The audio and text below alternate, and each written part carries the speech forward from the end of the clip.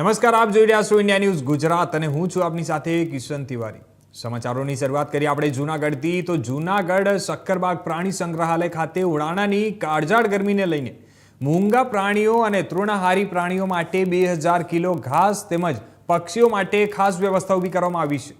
આપણે વાત કરીએ તો જેમાં પક્ષીઓ માટે ખાસ 500 કિલો ફ્રૂટ્સની વ્યવસ્થા તેમજ તેમના પાંજરા ઉપર નેટની વ્યવસ્થાઓ કરવામાં આવી છે। અને જ્યારે સરીસૃપ પ્રાણીઓ માટે ફોગર્સની વ્યવસ્થા કરવામાં આવી છે અને જ્યારે સાહુડી જેવા સસસ્તન પ્રાણીઓ માટે તેમના પિંજરામાં બરફની પાટ સહિતની વ્યવસ્થાઓ કરવામાં આવે છે અને જ્યારે તૃણભક્ષી પ્રાણીઓ માટે પણ અલગ અલગ પ્રકારની વ્યવસ્થાઓ કરવામાં આવે છે અને સાથે સાથે વાંદરા જેવા પ્રાણીઓ માટે પણ આઈસ કેન્ડી જેવી વ્યવસ્થાઓ કરવામાં આવી છે। હાલમાં જે ઉનાળાની બળબડતી ગરમી સ્ટાર્ટ થઈ છે, જેની અંદર ટેમ્પરેચરનો પારો 40ને પાર કરી ગયો છે, તો આવી જે ગરમી છે એક્સ્ટ્રીમ, એનાથી રક્ષણ મેળવવા માટે થઈને મનુષ્યો તો અલગ અલગ પ્રકારના પોતાના વ્યવસ્થા કરતા હોય છે, પણ શક્કરબાગ પ્રાણી સંગ્રહાલયમાં રાખવામાં આવેલા વન્યજીવો છે એમના માટે ઝૂ પ્રશાસને પણ ગરમીથી બચાવ માટે થઈને અને એમને પૂરતી ઠંડક મળી શકે એ માટેની તમામ વ્યવસ્થાઓ અત્રેથી કરવામાં આવેલી છે। જેની અંદર મુખ્યત્વે જે પક્ષીઓ છે એમના માટે થઈને આપણે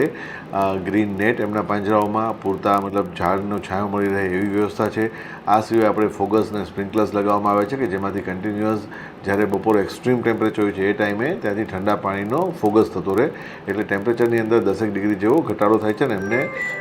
ટેમ્પરેચરમાં રાહત મળી શકે એમ છે। આ સિવાય એમનો જે ખોરાક છે એની અંદર આપણે પાણીવાળા જે ફ્રૂટ્સ હોય છે એમનો પણ વધારો કર્યો છે કે જેમના લીધે એમને પૂરતા પ્રમાણમાં હાઇડ્રેશન મળી રહે અને ડિહાઇડ્રેશનનો કોઈ ભય ના રહે।